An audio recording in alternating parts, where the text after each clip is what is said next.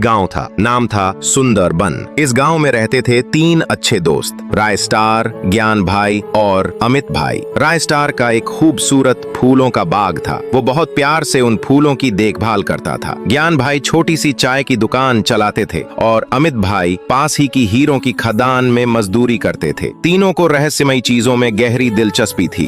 कभी किसी गुफा की खोज करते तो कभी किसी रहस्यमयी गुड़िया का राज सुलझाते। एक शाम की बात, तीनों दोस्त एक पेड़ के नीचे बैठकर बातें कर रहे थे। ज्ञान भाई बोला, तुम लोगों को पता है, दूर उस रहस्यमयी जंगल में एक सफेद पेड़ है जो दिन में और रात में भी चमकता है। लोग कहते हैं वो पेड़ श्रापित है, कोई वहाँ जाता नहीं। अमित भाई बोला, क्यों ना हम उस पेड़ का राज जाने। राय स्टार बोला, पर उसे गांव तक कौन लाएगा, अगर वो श्रापित हुआ तो। ज्ञान भाई ने साफ मना कर दिया, नहीं, मैं उस जंगल में नहीं जाऊंगा। अमित भाई भी डर गया, मेरे 2 छोटे छोटे बच्चे हैं, मैं जान खतरे में नहीं डाल सकता। राय स्टार बोला, ठीक है, मैं अकेले जाऊंगा। अगली शाम राय स्टार कुल्हाड़ी लेकर निकल पड़ा उस रहस्यमयी जंगल की ओर। रास्ता सुनसान था, ठंडी हवाएं चल रही थीं। जंगल के किनारे उसने बाइक रोकी और आगे बढ़ा। उसे दिखा एक जंग लगा गेट जिस पर लिखा था जंगल बंद है। राय स्टार ने कुल्हाड़ी से उसे तोड़ा और अंदर चला गया। कुछ दूर जाकर उसे दिखा वो चमकता हुआ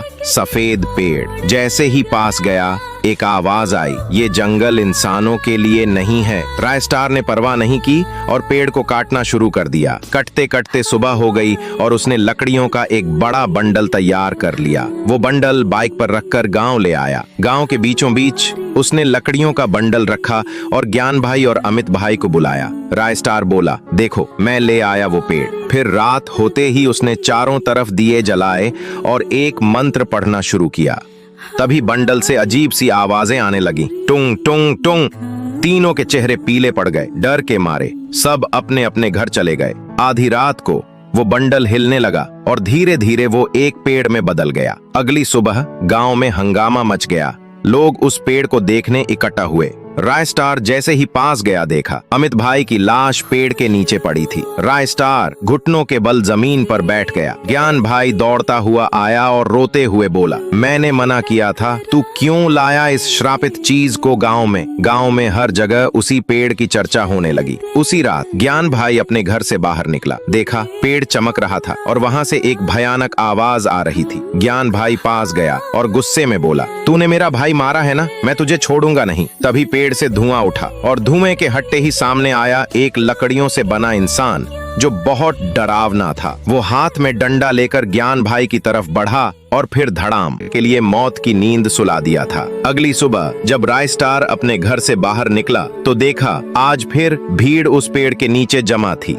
वो भागता हुआ वहां पहुंचा और देखा ज्ञान भाई की लाश पेड़ के नीचे पड़ी थी। राय स्टार वहीं टूट कर बैठ गया।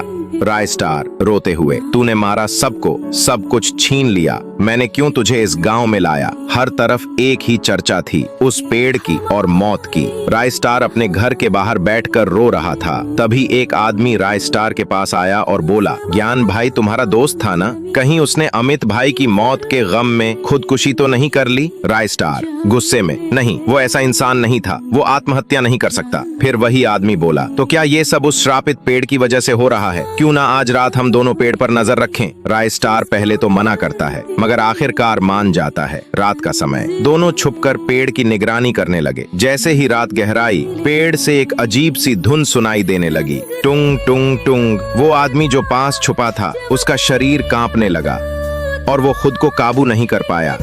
वो पेड़ की ओर खिंचता चला गया। राय स्टार चुपचाप सब देखता रहा। जैसे ही वो आदमी पेड़ के पास पहुंचा, उसकी आंखें पलट गईं, शरीर अकड़ गया। अचानक पेड़ से फिर वही लकड़ियों का राक्षस बाहर आया और एक ही झटके में उस आदमी को मौत के घाट उतार दिया। अब हालात और बिगड़ते गए। हर दिन एक नई लाश मिलती थी।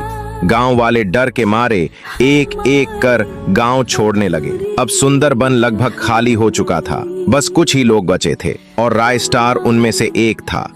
परेशान होकर राय स्टार फिर उसी जंगल गया, उसी जगह जहां वो सफेद पेड़ खड़ा था। वो घुटनों पर बैठकर बोला, कोई तो बताओ, मैं इससे कैसे बचूं। तभी जंगल से एक रहस्यमयी आवाज आई, जिस तरह तू उसे लाया था, अब उसी तरह उसे वापस ले जा, उसे बलि देनी होगी और याद रख, उसे बंडल में बदलना तेरे हाथों ही होगा। रायस्टार गांव लौटता है। जैसे ही रात होती है वो पेड़ के पास पहुंचता है, कुछ जादुई मंत्र पढ़ता है और छुप जाता है। फिर वही धुन शुरू होती है। पेड़ से फिर एक इंसान बनता है, मगर इस बार रायस्टार डरता नहीं। वो सामने आता है और अपने जादू से उसे एक बंडल में बदल देता है। अब वो बंडल लेकर उसी रात जंगल की ओर निकल जाता है। रायस्टार उस बंडल को उसी पुरानी जगह रखता है, फिर अंतिम बलिदान का मंत्र पढ़ता है। अचानक फिर से पेड़ प्रकट होता है और धुएं में सब कुछ छुप जाता है।